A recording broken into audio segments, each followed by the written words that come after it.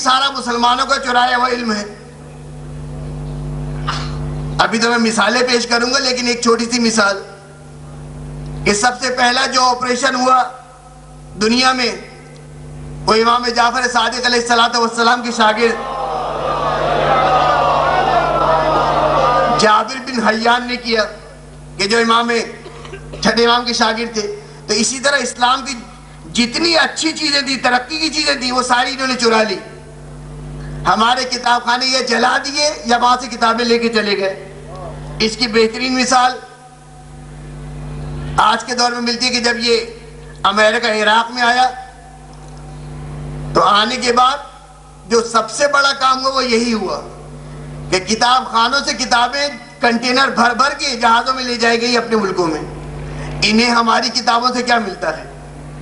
انہیں قرآن پڑھ کے کیا ملتا ہے؟ انہیں تفسیر پڑھ کے کیا ملتا ہے؟ انہیں نہج البلاغہ پڑھ کے کیا ملتا ہے؟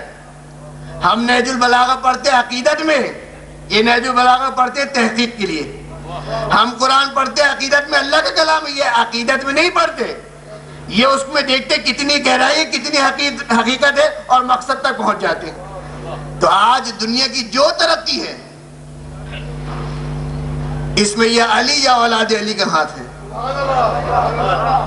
تو کبھی مسلمان پریشان نہ ہو، اپنے ذہن میں یہ بات بیٹھا لو کہ آج جو کچھ ان کے پاس سرمایہ ہے سارا اسلام کا دیا ہوا ہے۔ یہ جتنے ہیومن رائٹس کے قانون ہیں نا، آپ اگر اس کو اٹھا کے دیکھیں تو یہ سارے اسلامی قوانین ہیں، صرف نام بدل دیا، ہیومن رائٹس کر دیا، لیکن یہ سارے اسلامی قوانین ہیں۔ جبھی تو کسی نے بڑی اچھی بات کہی کہ مسلمان دیکھنے ہیں تو یہاں آ جاؤ، اسلام دیکھنا ہے تو یورپ چلے جاؤ، کہ جو اسلام کی تعلیمات ہے وہ وہاں نظر آتی ہیں۔ لیکن مسلمان کو پریشان نہیں ہونا چاہیے، اور کبھی بھی اگر پریشان ہو جاؤ تو ہمیشہ درے اہل بیت پہ آؤ، ہر مشکل کا حل مل جائے گا۔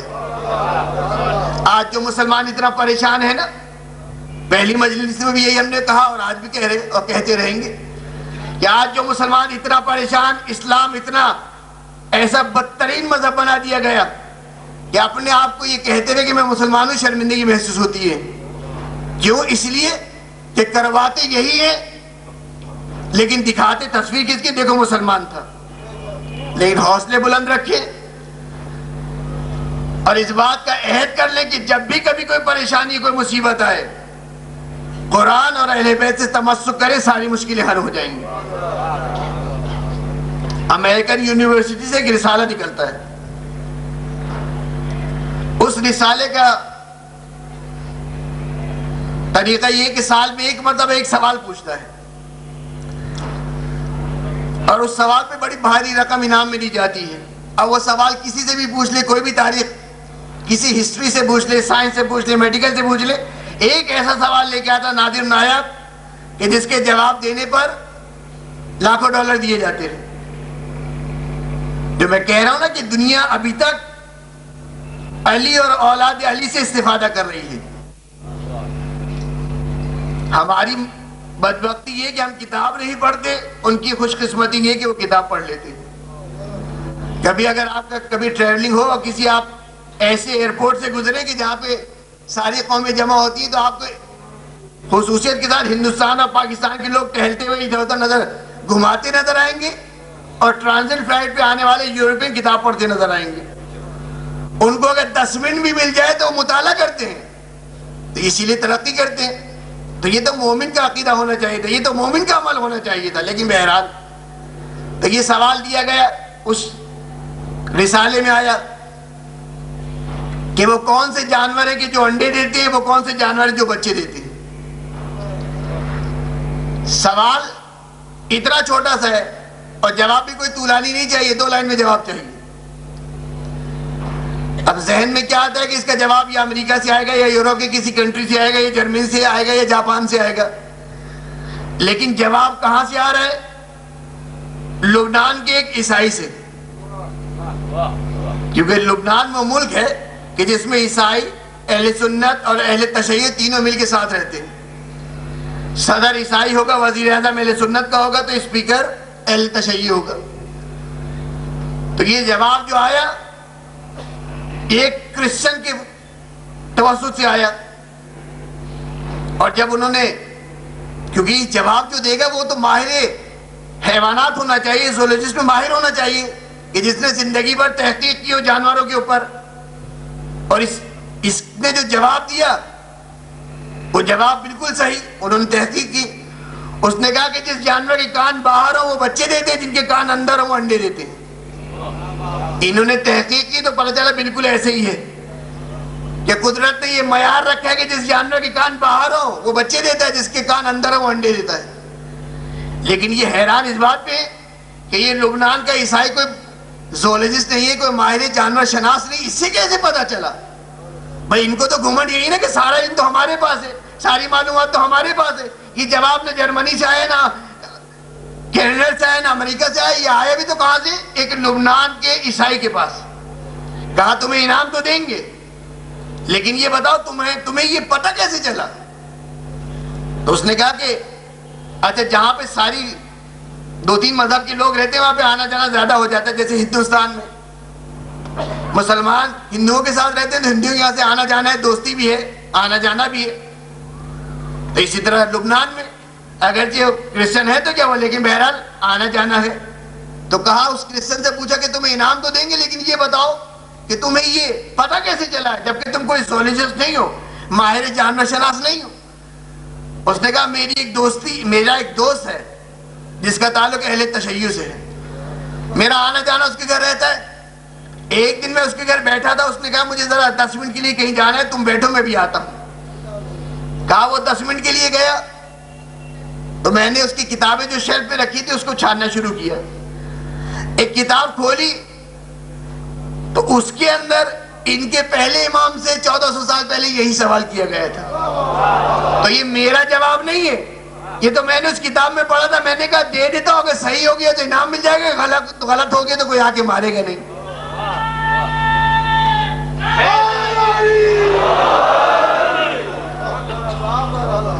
درود بھیجے محمد والے محمد۔ تو دنیا آج بھی فائدہ اٹھا رہی ہے علم علی سے۔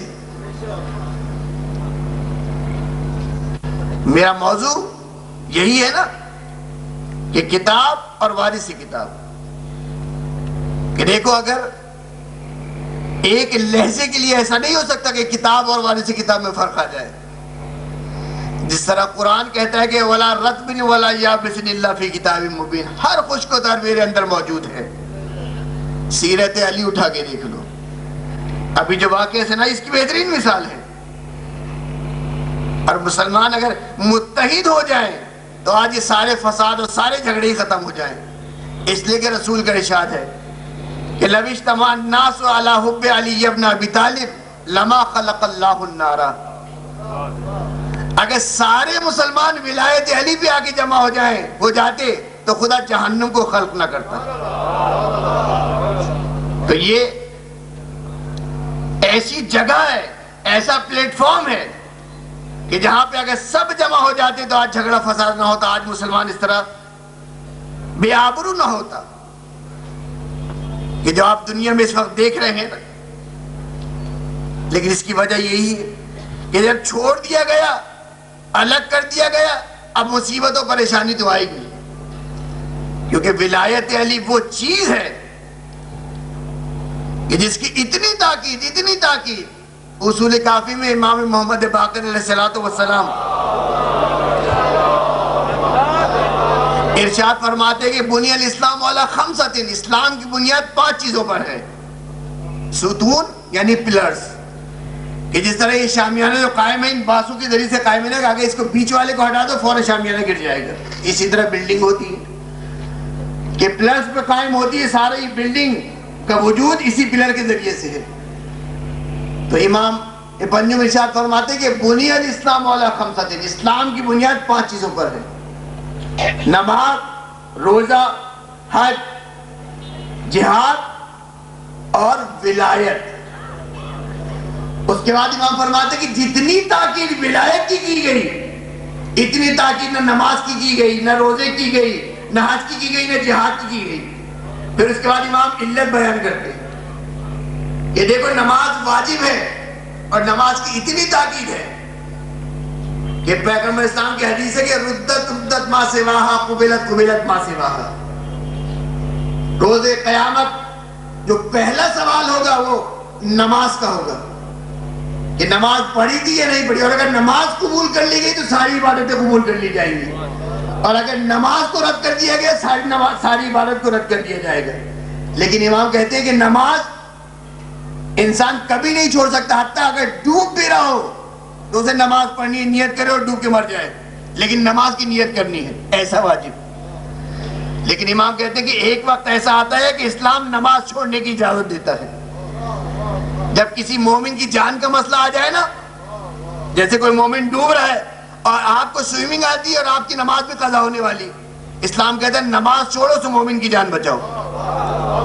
جہاد واجب ہے, لیکن انسان مریض ہو جائے, بوڑھا ہو جائے یا معذور ہو جائے, اسلام کہتا ہے تم پہ جہاد معاف ہے. روزہ واجب ہے, لیکن انسان رمضان میں بیمار ہو جائے, یہ سفر اختیار کر لے تو اللہ کہتا ہے ابھی روزے معاف ہے, بعد میں اس کی قضا کر لینا. امام ایک ایک چیز کی علت بیان کر رہے ہیں, لیکن کہتے ہیں لیکن ولایت, ہماری ولایت ایسی چیز ہے کہ جو ایک لہجے کے لیے بھی اللہ نے کہا کہ اس پہ سے ہاتھ اٹھا لو ہم تمہارے معاف کر دیں گے. یہی تو وجہ ہے, یہی تو وجہ ہے کہ یہ ولایت اگر راسخ ہو جائے انسان کے دل و دماغ میں تو بظاہر وہ انسان نظر آتا ہے, لیکن وہ بھی انسان نہیں رہتا.